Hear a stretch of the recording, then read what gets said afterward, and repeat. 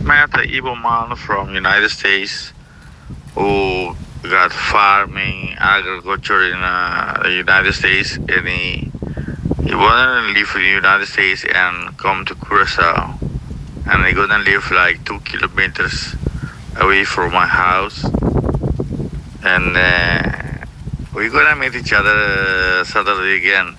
So those things are working. We are moving. We are going not so fast that I want, but things are moving, and that is our ancestors are moving these things. I don't worry. I just move.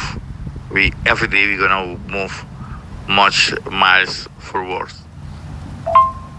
The first thing is the better thing to do is just put our money together.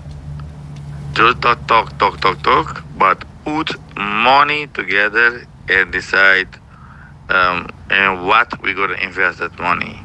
We must build up our black economy. The black economy, we must build it. If, like Margaret Garfield was telling us, if we can do that, we can talk 10 years, 20 years, 50 years, 100 years, nothing's going to happen. It's just starting. We've got to believe in ourselves and put our money and our mouth and our knowledge together and build things together.